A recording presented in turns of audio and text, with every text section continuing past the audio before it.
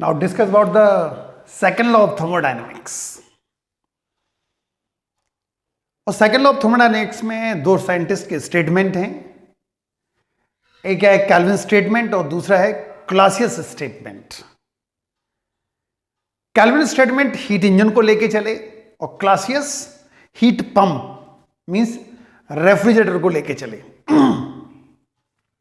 तो we discuss about the Kelvin statement. According to Kelvin statement,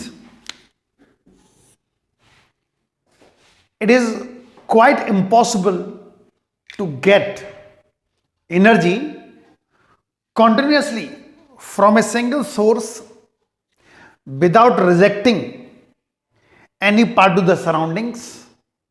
Hence, presence of colder body is essential. It is quite impossible to get energy continuously from a single source without rejecting any part of the surroundings. Hence the presence of colder body is essential. मतलब जानो, जैसे heat engine है, boiler से उसने heat Lee,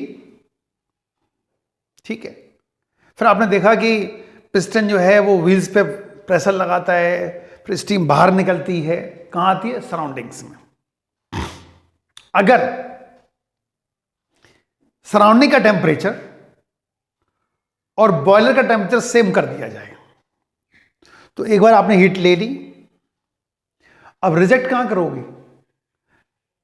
but reject तो वहां होगी जहां टेम्परेचर कम होगा, लेकिन सराउंडिंग का टेम्परेचर और बॉयलर का आपने सेम कर दिया, तो हीट रिजेक्ट ही नहीं होगी। और जब हीट रिजेक्ट नहीं होगी तो दोबारा आप हीट ले नहीं सकते। हीट तभी ले पाएंगे जो कुछ रिजेक्ट करोगे। That's why it is quite impossible to get energy continuously from a single source without rejecting any part of the surroundings. Hence presence of colder body is essential. ये कैल्विन स्टेटमेंट था। और अब लेके चल रहे हैं हम लोग Clausius statement based on refrigerator. आपको पता है कि फर्स्ट लॉ की क्या लिमिटेशन थी? It can't give a actual direction of flow of heat, unable to explain the direction of flow of heat. मतलब heat always flows from high temperature to lower temperature, why not, और under what condition? Heat energy can transfer from low temperature to hot temperature और low और cold body to hot body. ये limitation थी और इसको Clausius ने इसको complete किया। According to Clausius, it is impossible to design a self acting machine unaided by any external agency which would transfer heat from body at a lower temperature to another body at high temperatures. Means heat can't flow by itself from cold body to hot body by itself, but with the help of external agency, heat can transfer from cold body to hot body. It can't flow from cold to hot by itself. For this, some amount of energy required from external agency. कुल मिला के ये मतलब हुआ statement का। क्या था statement? It is impossible to design a self acting machine unaided by any external agency which would transfer heat from body at a lower temperature to another body at higher temperature. और यही conclusion ही हुआ, without any external agency heat can't flow from cold to hot. Without any external agency heat can't flow from cold to hot. Heat can flow from cold to hot.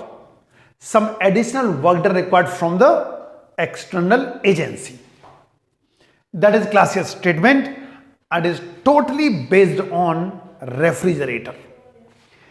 इनका base क्या था? Kelvin का heat engine, और Clausius का statement किस पे based है? Refrigerator. तो अब केल्विन को दोबारा फिर लेंगे जब हीट इंजन डिस्कस करेंगे, क्लासियस को दोबारा फिर डिस्कस करेंगे जब रेफ्रिजरेटर डिस्कस करेंगे। तो पहले लेके चल रहे हैं हम लोग heat engine.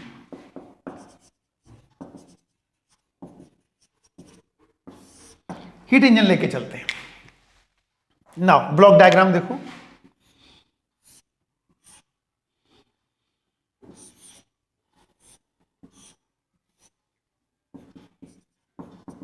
Hot body, temperature T1,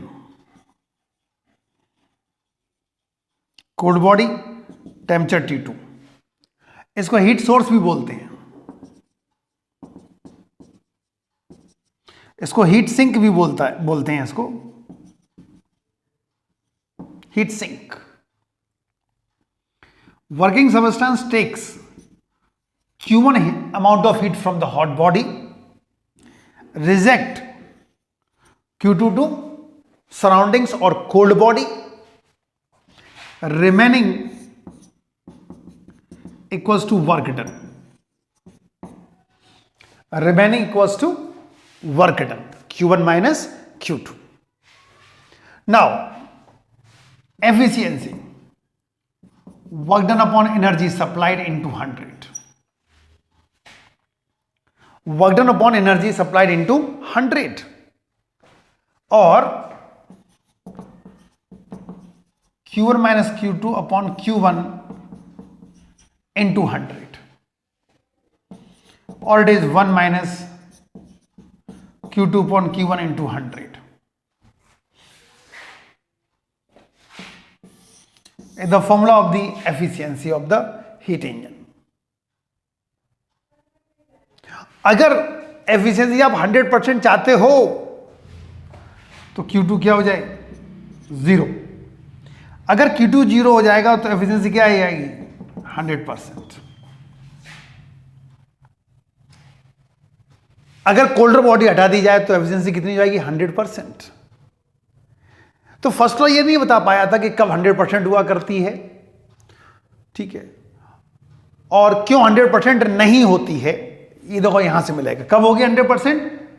अगर कोल्डर बॉडी नहीं होगी तो। और क्यों 100% नहीं होती है? Because the presence of colder body is essential. It is quite impossible to get energy continuously from a single source without rejecting any part of the surroundings. Hence presence of colder body is essential. तो colder body का presence होना जरूरी है continuous supply के लिए। इसलिए जब Q2 0 नहीं होगा तो एफिशिएंसी कभी भी 100% नहीं होगी। तो ये था केल्विन स्टेटमेंट और उस पर ये working of heat engine. 1 minus Q2 upon Q1 into 100 या 1 minus T2 upon T1 into 100 also. तो ये था क्लासिस केल्विन स्टेटमेंट के ऊपर हीट इंजन की working. Clear? Is the hot body और heat source, temperature T1, cold body, temperature T2, heat sink. Working substance takes Q1 amount of heat from the hot body, reject Q2 to the cold body, remaining equals to work done. And efficiency क्या होती है? Work done upon energy supplied. तो Q1 minus Q2 upon Q1 और 1 minus Q2 upon Q1 into 100। सो कब 100% होगी efficiency? जब Q2 0 हो जाए, और Q2 0 हो नहीं सकती फॉर कंटिन्यूस सप्लाई के लिए। That's why efficiency will not be 100%। और अब लेके चल रहे हैं हम लोग refrigerator, classes statement.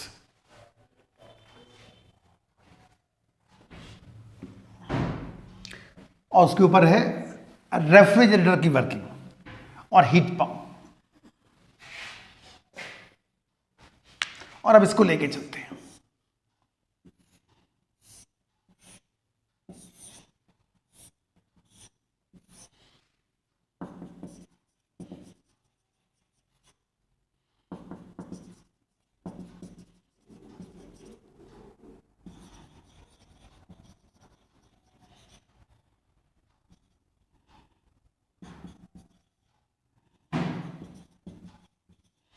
heat sink,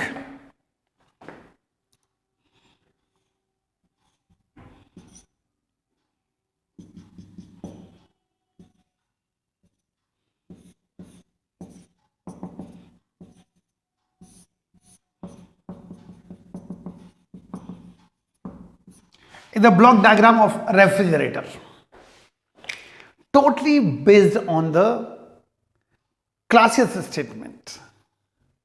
Without any external agency, heat can't flow from cold body to hot body. Working जानो क्या होती है इसकी, कुछ एक स्टेप्स हैं. कंप्रेसर हुआ करता है इसके साथ. तो पहला स्टेप क्या होता है, इसमें वर्किंग सब्सटेंस क्या होता है, gaseous liquid in gaseous form. ठीक है, तो पहला स्टेप क्या है, sudden expansion of the gas from higher pressure to lower pressure resulting in cooling the gas converted into a vapour liquid mixture.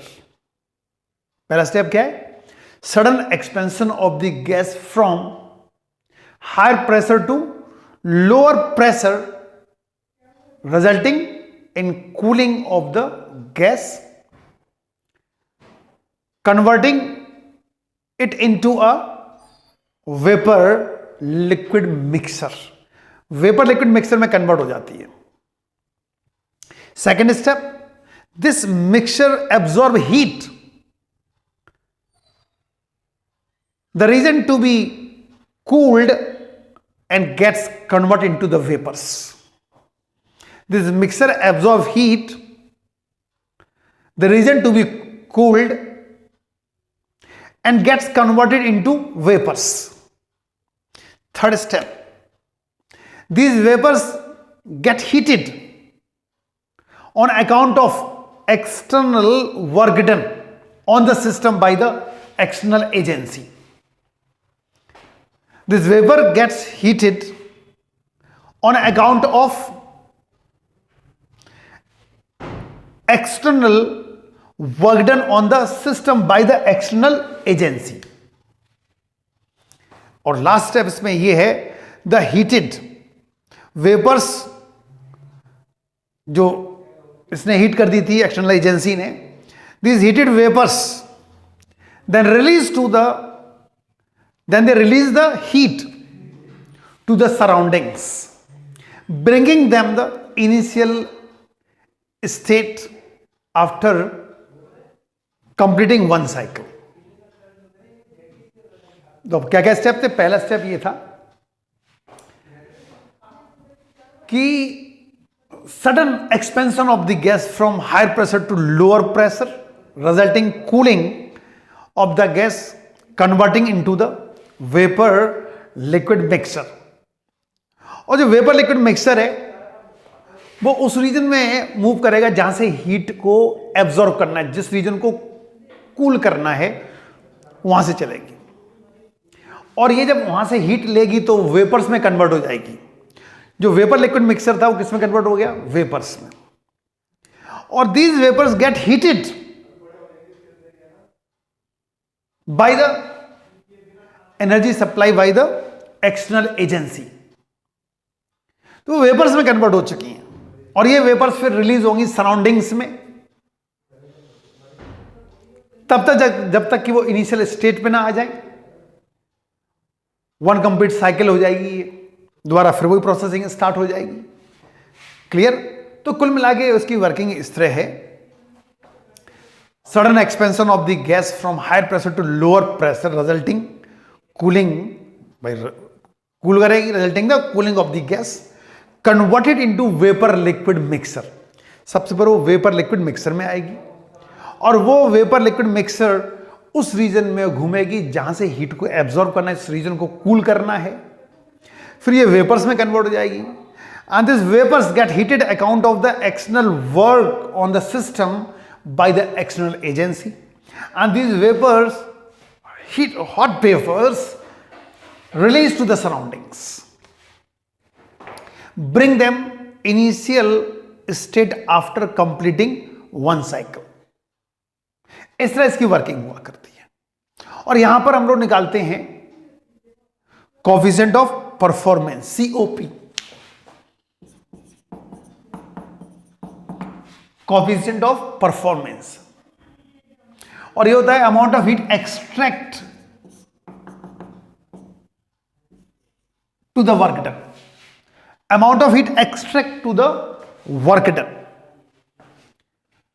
So beta equals to Q2 upon Q1 minus Q2, और beta equals to T2 upon T1 minus T2। और जो efficiency का formula था ये 1 minus T2 upon T1 भी लिख सकते हैं इसको, क्योंकि T2 is the temperature of the cold body and T1 is the temperature of hot body. Q2 amount of heat rejected to the cold body and Q1 is the amount of heat absorbed from the hot body. तो 1 minus T2 upon T1 था। तो beta equals to T2 upon T1 minus T2। जिसका beta ज्यादा होगा वो refrigerator ज्यादा अच्छा हुआ करता है, और बीटा उसका ज्यादा होगा जिसका T1 minus T2 ज्यादा होगा, उसका बीटा। आप देखो T1 माइनस T2, जितना ये डिफरेंस कम होगा, अब देखो रेसिप्रोकल है, अगर ये ज्यादा तो ये कम, ये कम तो ये ज्यादा। जहां ये डिफरेंस कम हो जाएगा वहीं बीटा बढ़ जाएगा। तो रेफ्रिजरेटर वो बेटर होता है जिसका बीटा ज्यादा होता है। मतलब जानो, देखो आपको पता है रेफ्रिजरेटर डिफ्रॉस्ट किया जाता है। क्यों किया जाता है? बीटा बढ़ाने के लिए। बीटा इंक्रीज हो जाए इसलिए रेफ्रिजरेटर को डिफ्रॉस्ट करना चाहिए। क्यों? अब देखो जरा, अब जैसे फ्रिज ऑन है तो होता क्या है कि T1 तो ऑलमोस्ट सेम रहता है और T2 चेंज होना स्टार्ट हो जाता है। मतलब कहने का ये हुआ कि आइस बनना स्टार्ट हो जाएगी, उसके अंदर आइस बनना स्टार्ट हो जाएगी। जब आइस बनना स्टार्ट हो जाएगी तो इनसाइड टेम्परेचर डाउन होना, मतलब और कम होना स्टार्ट हो जाएगा, टेम्परेचर डिक्रीज होना स्टार्ट हो जाएगा, डिफरेंस बढ़ जाएगा। ये जब डिफरेंस बढ़ जाएगा तो बीटा कम हो जाएगा। जैसे डिफ्रॉस्ट करेंगे आप उसको तो डिफरेंस कम हो जाता है। जब डिफरेंस कम होगा तो बीटा बढ़ जाएगा।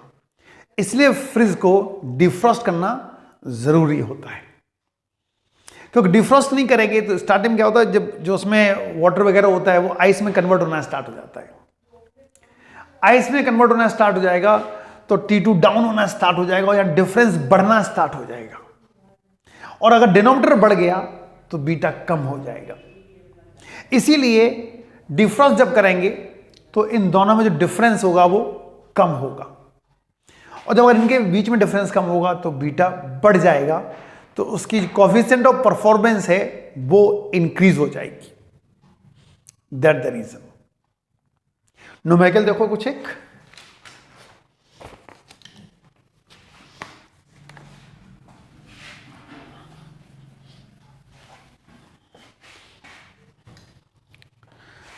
a refrigerator has to transfer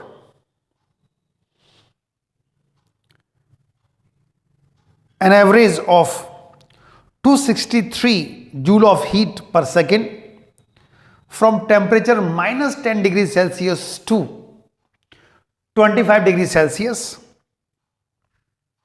Calculate the average power consumed. Calculate the average power consumed. तो क्या क्या दिया हुआ है? A refrigerator has to transfer an average of 263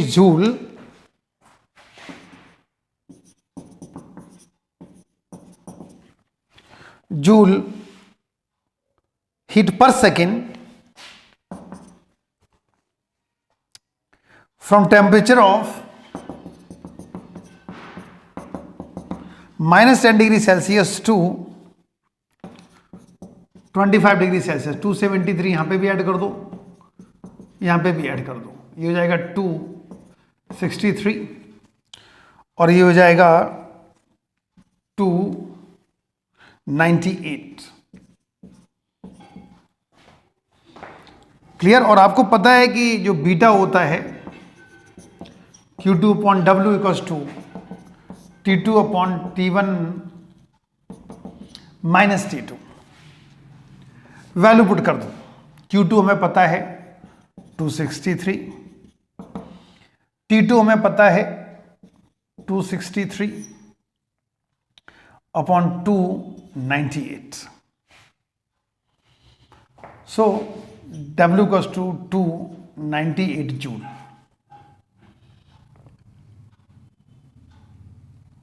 नहीं, एक minute, upon 298 minus 263,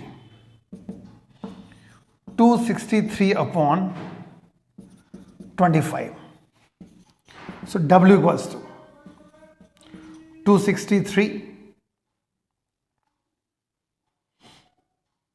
into 25 upon 263.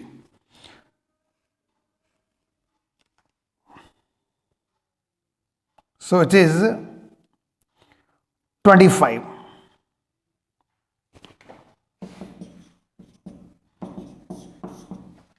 It's 25 joule. Clear? और देखो question, a refrigerator A works between -10 degree Celsius and 27 degree Celsius, while a refrigerator B works between -27 degree Celsius and 17 degree Celsius, both removing heat equal to 2000 joule from the freezer. Which of the two is better refrigerator? ये question है। चलो करते हैं इस question को।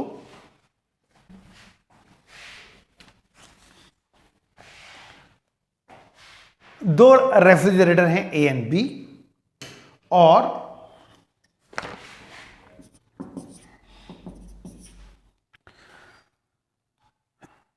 ए में T1 दिया हुआ है 27 डिग्री सेल्सियस में, 273 ऐड कर दो तो ये हो जाएगा 100 केल्विन। और ए का जो T2 दिया हुआ है -10 डिग्री सेल्सियस है। अब जरा बी का देखो T1 क्या है। बी के लिए T1 है 17,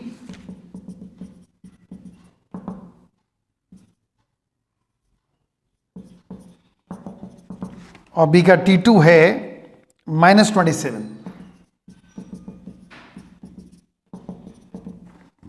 तो ये बनेगा 246। जिसका बीटा ज्यादा होता है वो ज्यादा अच्छा रेफ्रिजरेटर हुआ करता है। तो हमें दोनों के लिए बीटा निकालने होंगे। तो beta for a T2 upon T1 minus T2, 263 upon 300 minus 263। ठीक, तो 263 अपॉन ये बन जाएगा 37। यहां से अगर हम बी ए कैलकुलेट करेंगे तो ये आएगा 7.1। अब जरा यहां पे आ जाओ। T2 246, 290 माइनस 246,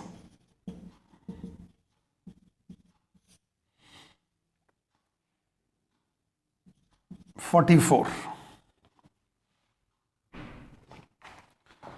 सॉल्व करेंगे तो ये आ रहा है 5.6। तो beta A greater than beta B, इसका मतलब रेफ्रिजरेटर ए बेटर है बी से, क्योंकि बीटा कोएफिशिएंट ऑफ परफॉर्मेंस इसका ज्यादा है इसके कंपैरिजन में। तो हमने बीटा कैलकुलेट किया है और बीटा यहां पर आ रहा है 7.1, यहां आ रहा है 5.6। इसका मतलब ये रेफ्रिजरेटर बेटर है इससे।